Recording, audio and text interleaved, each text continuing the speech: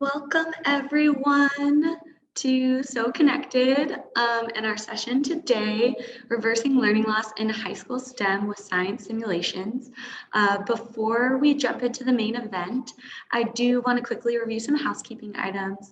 You are encouraged to write any and all questions you have in the Q&A located in the bottom toolbar. We'll get to the Q&A at the end of the session. And this session, along with all of today's So Connected sessions, will indeed be recorded. So please keep an eye out on your email inbox for the recordings over the next week. And if you have any questions following this session, please email info at Labster, LABSTER.com, info@labster.com. And without further ado, I'm delighted to welcome Diane Sigalas, high school science teacher at Livingston High School, and Gini Ennis, high school science teacher at Savannah Chatham e-learning academy. Welcome. So Gini has taught secondary science for 22 years, most recently at Savannah Chatham e-learning academy. Gini's use of Labster in her AP Environmental Science and Biology courses has enhanced student engagement and increased test scores. And Diane Sigalas develops the curriculum for and currently teaches Biotechnology 1 and 2 at Livingston High School in Livingston, New Jersey. Diane's intensive lab-focused course qualifies students to take the NOCTI Biotechnology Workforce Competency Exam. Welcome, guys. So nice to have you. So we have a few questions today for both of you. So I'll just kick it off with the first one, and then we'll get started because I love hearing from all of your experiences. So it's no secret that the pandemic has left a legacy of learning loss in STEM, as many students struggled with the limitations and mental health impacts of remote learning. The impact, however, has not been uniform across the board. So for both of you, how has learning loss been a factor in your student populations, if at all? We can start with Diane and then go to Gini. All right, thanks, Elise. So I used Lobster last year in the virtual learning realm, and we all went through it. It was the only way for me to really do the types of labs that I want to do, or the types of labs that I would normally do in my biotech curriculum. We all beat ourselves up that we think that it wasn't the best way, it wasn't the way that we always do it, and therefore it is terrible. And honestly, no, I've had so many students reach out to me from last year that are in college now, or my seniors this year that I had last year as juniors. They still remember the Labsters, and they're like, I learned this with Dr. One. I learned this on Labster, and thank goodness, it wasn't what I expected, but thank goodness I had it, because Lobster, it is that bridge when you don't have the ability for a wet lab. It doesn't replace it, nothing can, but it is the closest thing that you're ever going to find to those wet lab experiences. And the students have lasting memory, and it's wonderful. To piggyback on Diane's sentiment, same thing here. Honestly, it was the ultimate pivot, right? In a science lab, you're hands-on, you're doing things. To be honest, we already had a lot of the things built in, and Labster was so great providing us some free resources back at the beginning of the pandemic that gave me some things to put into our learning management system at that time. So I could see that the gamification of the labs was working even better than the hands-on labs that I was doing at school. So honestly, that pivot turned into something permanent for me. I went from 20 plus years in the classroom to starting the e-learning academy with our wonderful administration here at CELA. And that has been a game changer. And honestly, my scores have never been better.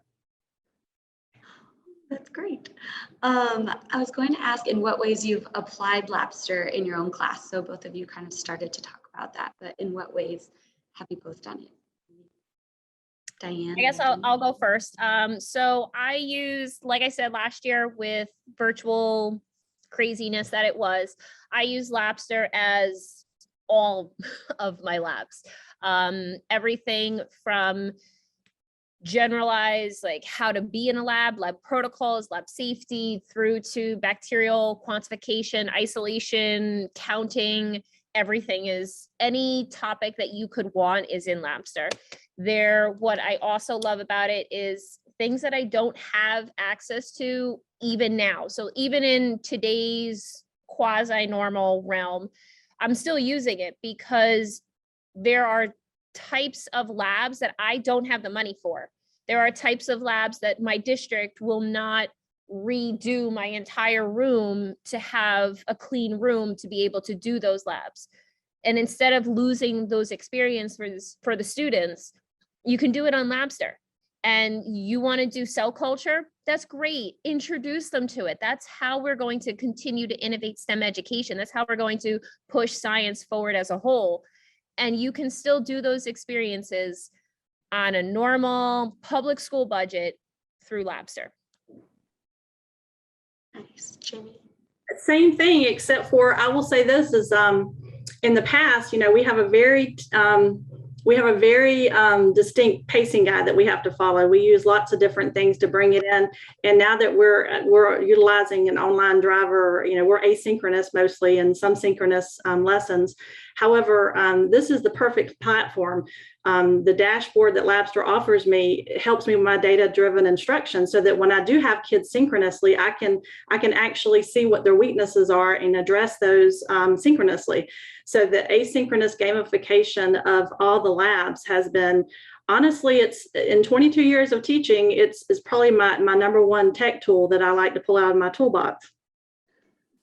And for any of you that don't know Labster, what Ginny's talking about in terms of the dashboard, once your students are done taking or doing their lab, you have access to everything, how long they were on it, how many times they answered a question, what prompts were told to them, how many times it took them to get the right answer.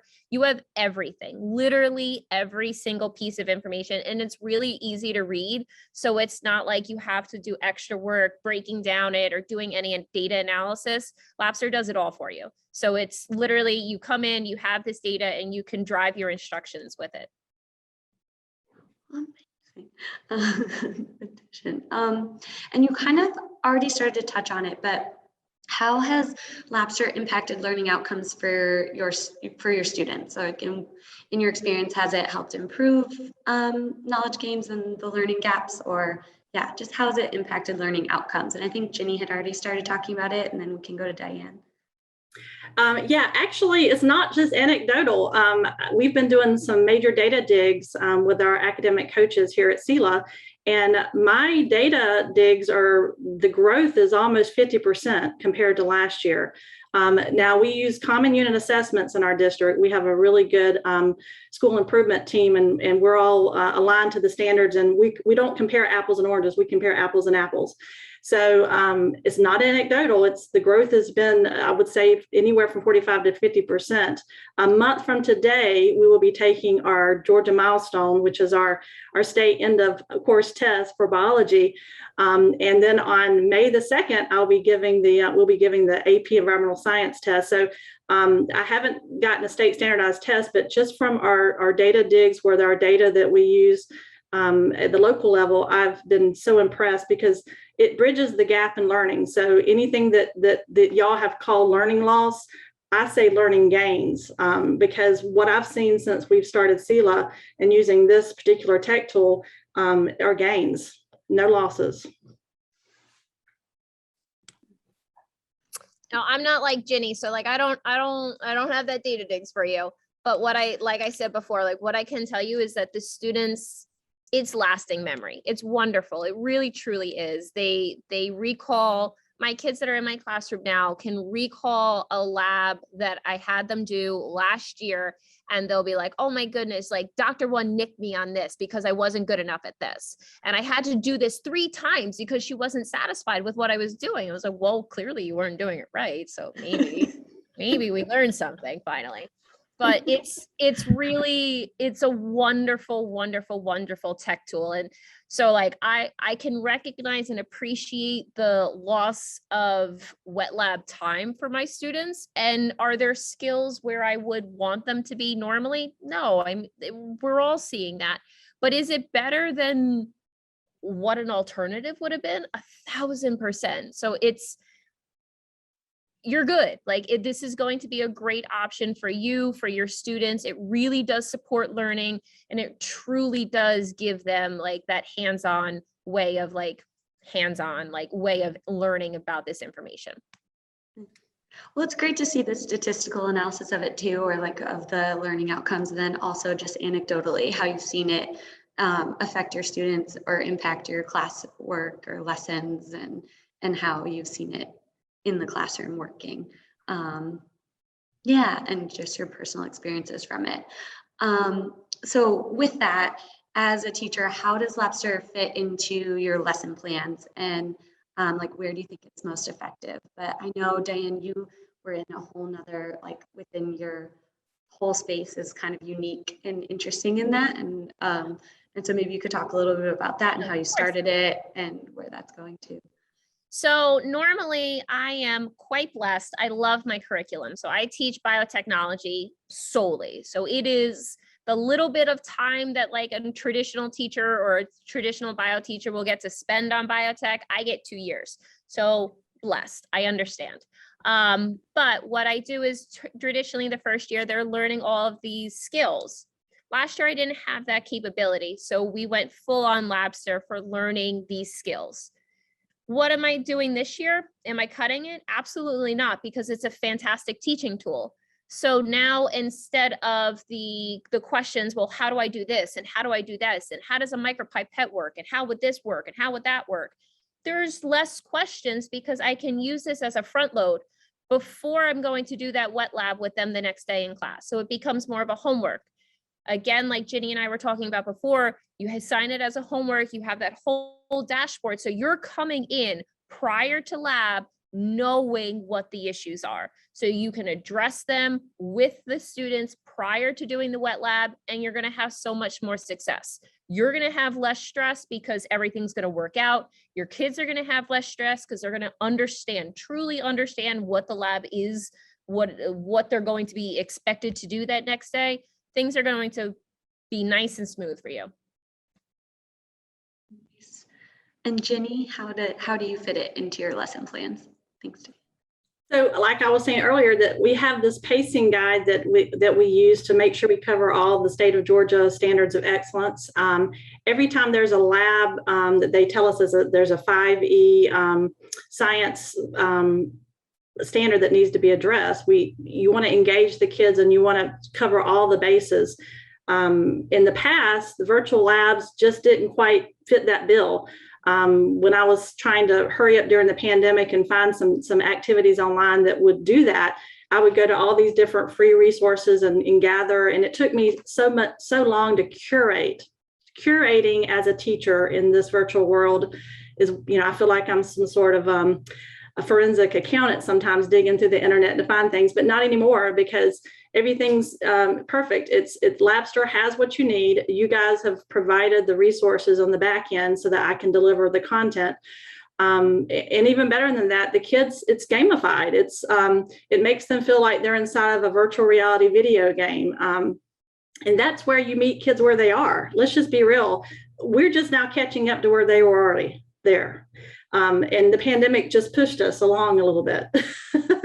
So we're finally where kids wanted us to be all along, and high school kids especially, and for college prep. And I'll save that for later because there's another question about that. But college prep is very important in the high school. Yeah, I mean, we can even go into it now if you wanted to talk about it, the college readiness for aspect, but yeah, the gamification aspect to it, I think even Diane referred to Dr. One, which is the floating drone that kind of asks questions and prompts kids along or students along in the simulations. But yeah, so we can go into college. So For the next question, how many teachers are now back in the classroom? So this question is more for Diane, but why is Labster important to you even as remote learning kind of fades into the background? Yeah, so like I said, like you can front load you can do this almost two different ways. You could use Labster as a front load and give that to the students, like I said, so that they're coming into lab ready. You could also honestly give this as an assessment after the lab. So you could have them run through the Labster tutorial now that they've done the wet lab in class, now that you've taught them that content in class, do they understand how to apply it? We all want to ask those better questions. The application of science is such a better question to ask anyway. So if they can really work through it, and like Gini was saying, it's like a total virtual reality. Like I've seen, like I've done demos with other platforms, and it just doesn't look the same. Like this is like a complete different, like virtual, actual world. Like the lab, like they walk in and it's like you're walking into like a lab, like an actual, like at like a pharma company. Like that's the type of lab that the students are simulating. So it kind of makes them like be ready a little bit more. It kind of makes them appreciate and respect the content that they're being given, because it feels more official. But back to the question that Elise asked, like you can do it one of two ways. You can front load and get them ready before you're trying to do the actual wet lab or assess or lesson in class, or you can use it as an assessment on the back end piece. Both of them work exceptionally well. Gini, did you have anything? Yeah, I'm very lucky. My district is very innovative. The Savannah Chatham County School District, our administration from the top to our school level created the e-learning academy so that children can have a virtual school option. And this is the number one thing that the kids ask for them, because there are some built into our curriculum that are not virtual labs. They're actually some other things that we do. And the children actually, they don't have to redo labs in Labster, but they want to keep doing it until they get it perfect. I've noticed that more than any other thing I've ever given them, is that they'll keep doing the Labster labs because the option is there for them to redo them multiple times. And I see them doing them 2 or 3 times. They're like, I got it now. And they don't have to wait for me to reset it or anything. It's there for them. It's fully accessible once you load them into the dashboard and the technical aspects of it. And it makes a lab open 24/7. I mean, that's important. And I know those of you who've gone to college before, because we all have, when you're in a science labs are not open 24/7. This lab is, and they can go back to it anytime. They can go back and review after an assessment, formative assessment. That's really where the beauty of it is as a formative assessment prior to a summative assessment. So yeah, I'm very lucky that we are able to have it in this virtual world that we live in now. Wow, that's perfect. And that's a great segue into the next question, which is around everyone's favorite question around funding. So in STEM, teachers so often struggle with justifying the tools that they need and getting the resources they need. How were you able to secure funding for Labster in the past and even going forward? I'll leave it open. Whoever wants to go first. Diane?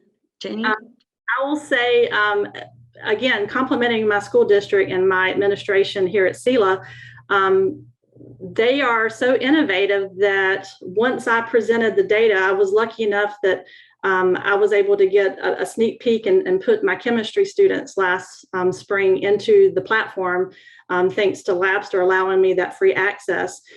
Then I had data. I even put my principal into the program so that he could see. And thanks to him, he presented it to purchasing and it was approved at the district level, because they know that we have to learn and bring it to kids in a different way. But if you think about it, lab supplies are expensive. Things have changed so much in my 22 years of education. You know, when you walk into a high school lab, you're like, fetal pigs, frogs, live specimens, you have specimens. Those are expensive. I mean, not trying to put all the Carolina Biological and other companies out of work or anything, but when you think about replacing chemicals and reagents and all those great things that we use in a working lab, it just makes sense. There's nothing to compare other than the cost of the things you would need hands-on, cost of the platform. But again, supportive administration and that are focused on school improvement. Now that's important. You have to have a school district who is focused on school improvement, and Savannah Chatham County's public schools are very much that way. That's great. Diane. I mean, for me, it was with my supervisor. He asked us to go on to Labster and make a list of what we would use in what course. And when I looked at the whole list of everything that Labster has, and they keep adding new ones, like you think you know what your list is, and then they go on and add in like 30 new labs, which is great, not complaining, but like what it is so like I had to present my supervisor with, here are the ways that I'm going to use this to, I mean, you have to justify costs, and the return on the investment is there. So yes, it costs money, but like Gini was saying, like you're not paying for the supplies, you're providing the students this experience. It is an incredible instructional tool, and it's something that you're going to keep going back to again and again and again, because there are so many labs and so many topics that you can use with Lobster. Nice. And our next question is, what opportunities does Labster open up for your students? Both kind of touched on it, but. I will say my advanced placement environmental science students, they are so focused. They're juniors. They can't wait to go to college. They graduate next school year. And they feel prepared. Last year, I had those same students in honors biology, and they were a little iffy about, do I want to go dual enrollment and take some college classes on campus, or do I want to stay with Miss Ennis and take the advanced placement science courses? So this was the game changer. I had to submit an AP course audit with the College Board, and I substituted the labs with Labsters.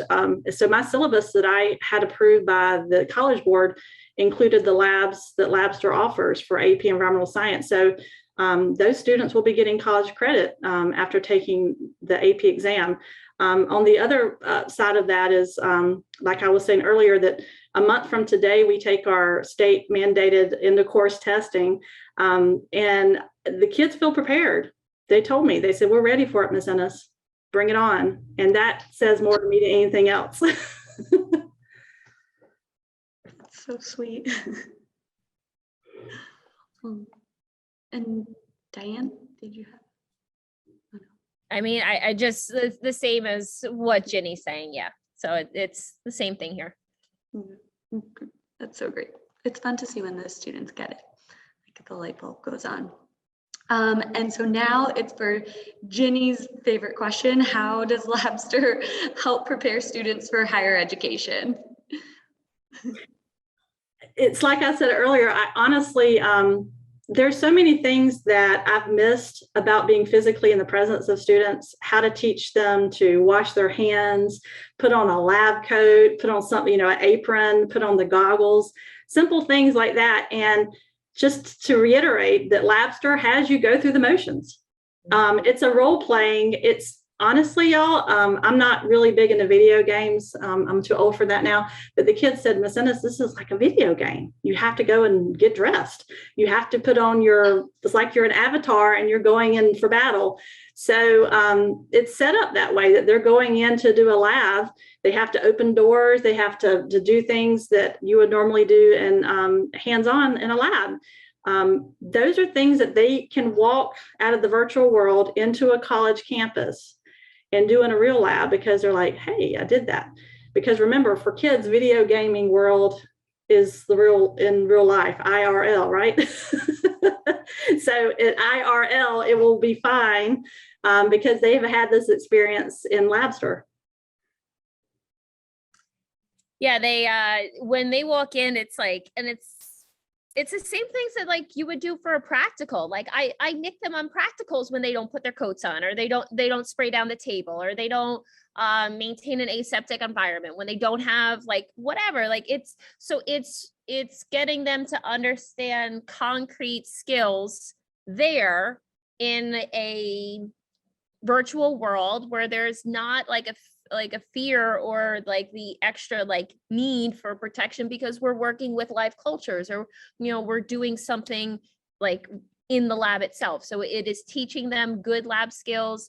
And like we've said before, it's just, there's so many different topics that you're always going to be able to find something that, it's sad to say, like you maybe not be able to pay for otherwise.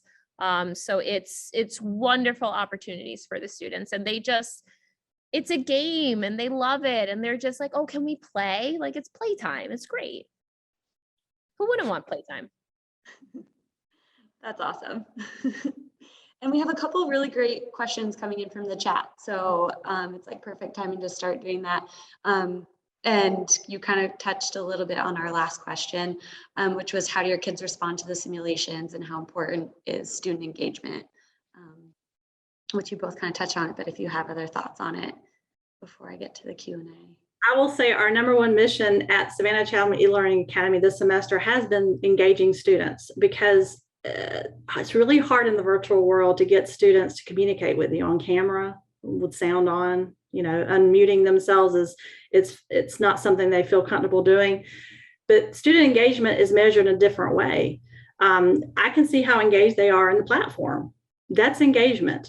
Just because they're not face to face on the camera with you, or speaking to you on camera, that doesn't mean your students are engaged. The data shows that they are doing what they're supposed to be doing in the platform. And to that effect, a lot of the students are asking me, hey, when are you going to put that lab, when are you going to assign that lab to us? I know there's something better than what you're offering me in the other tools that we're using. So I have to go and grab that out of my toolbox and add it to the learning management system so that they can go ahead and move on to the next lab. So when kids respond so much that they're asking for them, or they're wanting you to, and a lot of them contact me and say, Miss Ennis, I don't understand this concept. Is there a Labster for that? Super sweet. Diane, did you have anything? I'm nothing more than like what we've already said. So just to like continue and touching on one of the questions that's in the chat, it does help to support students with learning difficulties or learning needs. So if you need to, you're worried about a wet lab, like this is like a comparable switch if you're talking wet lab. So like if you need to like differentiate in terms of that, this is like a lot of times you're looking for, Gini, you kind of touched on this before, like you're looking for like an alternative, like and it's like you don't want to do like the book report is just dumb, and like research, like yes, they could do research on it.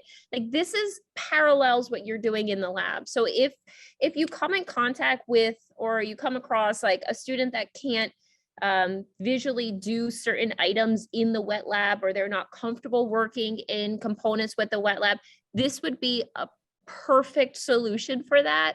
And it would really help it address it, be in a landscape, in an avenue that the student could like meet themselves there, the students could succeed there, could thrive, and will understand the information the same way the student's going to be getting it in the wet lab.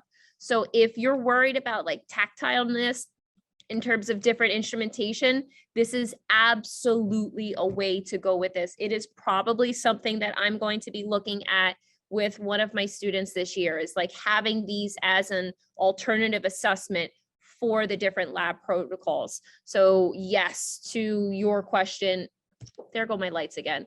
Yes, to your question, that would absolutely be a way to work with your students that are visually impaired through using Labster 100%. Let me turn the lights back on. And I second that emotion. I have to be honest, I have every level of student. I have students who are gifted, students with 504s, with IEPs. The ones who are asking the most for these Labsters are the students who are exceptional, who with exceptionalities. Those students find that doing just the regular work is not enough, because everybody's learning different. Some people are visual learners. Either there's all these different ways that students learn and adults learn, let's be honest, in this age of science illiteracy that we're living in, right? Even pre-pandemic, we struggle with science literacy, but this is different. This is promotion of science in a way that those students who would not, just like Diane said, were not getting served, were not getting what they needed in a hands-on environment. They really come alive. They bloom. I have students who are more engaged than they would have ever been in person because they have so many, functionalities on a computer. We're living in a different age now. When they go into I'm going to say college again, I've had more students who say that they want to go to college now because they're able to use these. Our district gives us one-to-one Chromebooks. So they're able to use all the tech tools that they have, and they're more confident. Kids are more confident. They want to go. I have students with exceptionalities who in the past were like, I don't think I'll do well in college.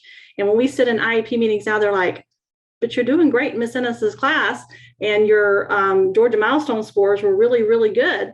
In fact, higher than most of the state averages. So to be honest, I've noticed that there's a huge increase in students who feel confident enough to want to go to the next level, to a college or technical school. And to your follow-up question that you just asked in the Q&A, I have had visually impaired students in my class with hands-on. I've had like either like readers or like a magnifier over them to help them with that tactile nature. Sometimes with the digital version, being able, like, you can expand it so it's your whole screen.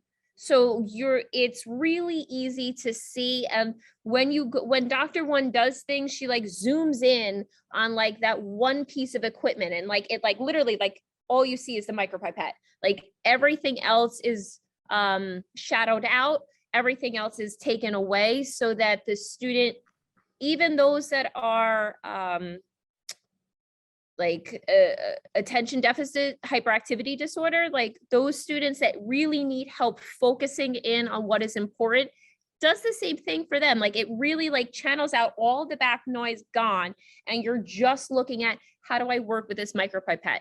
What am I going to set the numbers at? So it helps both, like for just opposite reasons, but like it helps them really be able to focus in on that topic that you're looking at. My student that I did have that was visually impaired in the past, we did not have Labster at that time. So I can't speak to how she would have reacted with it. I would imagine that it would be beneficial. And my student that I currently have that is legally blind, we have not gotten up to this section that I use a bunch of my Labsters with yet. So I can't speak to that yet. I would imagine because it can expand out to the whole screen size, it does give them that flexibility that they need to really be able to engage with the material and like see it in a size in a way that would really help them. And I can attest to that as well, as that when I have things that I assign to them outside of Labster, I always use Immersive Reader so that they can use other tech tools to see. But in Labster, I've never had an exceptional student tell me that they're having difficulties. Mm-hmm. They're not telling me that. Sometimes they'll have some technical issues where I have to make sure that they understand to close all the other tabs, because it's such a great platform and it's so gamified. It's no different than when a child has to, when they're gaming, they close everything else out because it's a priority to make sure their graphics are loading, right? So I tell them the same thing you do for Fortnite or for any other game or anything. You got to close it all out, put this at the center, of your computer, just like you would with anything else. But there was a great question in the chat about getting districts. Not every school district is as innovative as Savannah County Public Schools. I will say that there are grants out there. I had looked into grants because I wasn't quite sure how much my district would I knew that they were very supportive of innovation, but they're so forward thinking that I was lucky enough that they covered it in full. But there are grants and other things out there. The National Science Teacher Association. I know in Georgia we have the Georgia Science Teachers Association. There are so many foundations and such. I would always say, if your district's not as forward thinking as ours are, you should definitely do grants. And my email is always open to help anyone who needs help with that. I'm sure that they'll share our email addresses, and we would love to contact others if they're having issues. And to echo Ginny's comment on this question, the other thing is show them what they're getting. Like, look at how much different like labs are there. Look at how amazing the graphics are and what type of data you're going to be able to get out of it. Put them in the lab. Put them in the labs, y'all. I'm serious. Like, I put my principal in the lab, and he's fabulous. Shout out to Mr. Lamb. I put our school improvement specialists. I've put people into the labs, and they're saying, "Wow," And the feedback from the kids is really all that matters. But sometimes you have to put the adults into the platform. I didn't mean to overrun you there with that, but add the kids. Add the adults and the kids together into it, and but it's a great tool. And if your district is not forward thinking enough to understand that, then that's sad. And I do hope that you will open their eyes when you put them into the platform, though. Because what it is like, yeah, we get it. Like, how many of us have supervisor, well, usually not supervisors, but like the people above us that are pulling on the purse strings that just don't understand what we're trying to do with our students in our classrooms. So maybe they won't understand like, oh, look at all these amazing labs, but they will understand data-driven instruction. And when you can show them on that dashboard how that is going to improve your instruction, that is a deliverable that they get, that is language they understand. So yes, throw them into the experience, let them see how wonderful the graphics are, let them see how accessible the knowledge is. Like, it's not at a level that it's like the students can't attain it. So even your administrator that has no background in science, more than likely, will be able to understand what is happening, will be able to learn something from this, and will be able to turn out and be like, oh yeah, that's a great product to invest in. So harp on data-driven instruction, harp on the stuff that's coming out of the dashboard, and really, like Ginny said, get them into the lab, let them experience it, and then it sells itself. And reach out to customer support, because I will say from the beginning, shout out to Greg Durant. They let you have access so you can have data. Once you put kids in there and you have a test pod, I'll call my little pod of chemistry kids last spring, and then you say, hey, here's the data. Here's the feedback. I actually had kids for an assignment write some feedback. What did you learn? I showed them the results of the labs. So I think it's important that we let the data speak for itself. And if that's not enough to convince anyone, well, then they need to reprioritize what what are they in this field for? if you're not in it for having students, have these wonderful outcomes, because the outcomes is all that matters at this point, right? Yeah, it's so true. That's like the perfect way to end it. There's another kind of question on the side to ask if you had any advice for young adults who are pursuing a career in STEM, or if you had any other examples from your classroom of like aha moments with your students with Lobster. But I will say that go girls in STEM, first of all, girls in STEM. Okay. So I will say I've had more students since we started using this who have changed to science for the field of study. My top students last spring were undecided on what they wanted to go into college. And I've had a couple of students say, Miss Ennis, I want to be a physician assistant now. I think I can do it. These labs, I'm learning so much and I feel confident. They felt very weak in science before coming to SELA. And now they feel like they have that background that they can pursue, something in science. So STEM and Labster, there's no better pair, to be honest with you. So I have kids who are asking what fields can they go into with this, wonderful tool helping them along the way. What would be a really interesting activity that, now that I'm thinking about it, I'm probably going to find time to develop? We have all got this time on our hands to develop these activities. But it would be really interesting because, like we've been saying, like Lobster has so many different types of simulations. It would be interesting to pair up different job professions with the different types of Lobsters, so that, as students, I teach a lot of seniors, and they're looking at colleges and they're trying to figure out, do I want to go to this one? Do I want to go to this? What do I envision? It's crazy that I can't win with these lights. It's crazy that we're like, what do you want to be at 18? Like what major do you want to look in with? What about if we changed and flipped the story? What about if we made Labsters? So like if we got them, because the Labsters are phenomenal. If you can't get that underscore, what they do is they'll tell a whole story. So some of them will be like, there was a problem at a yogurt factory. There was a problem at a chicken coop. There was a problem at a feed mill. It has all of these different backgrounds. So it does introduce the students to all of the different jobs. So that would also be like a great way of the students exploring. So when they come to you and they're like, I really would like to learn more about fill in the blank, you would have this as a tool so that they could actually, see what the lab life is like. They could see what the job entails, so that it opens their eyes up to everything that's around them. How many of our students are like, I want to be a doctor. I want to be they have no clue of the breadth that is in science. And that is the piece that holds them back so much. So if we could flip the story and use Labster as a way of exploring them open to all of the different world that is science, that's the new activity that we got to develop. It lets them do science. That's just it, is that a lot of people don't understand science until they're doing science. Science is meant to be done. As we are living in this world today, where a lot of people don't understand the scientific method, right? Science literacy again. So they get to do science and they learn from it. And there's a lot of them who have enlightened people around them, the adults around them, after they've learned something new in Labster. And but the role playing, I didn't even think about that, Diane. That was a good point. Is storytelling has always been an integral role in making it, applying it to everyday life, because a storyline appeals to students more than just learning an assignment, let's just be honest, or learning a standard. So when you use the storytelling, Labster does a good job with that. And I didn't even think to mention that. So that's a good point, Diane. Thank you for mentioning that.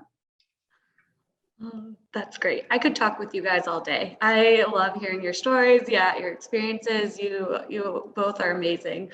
And I'm so grateful that you're here today.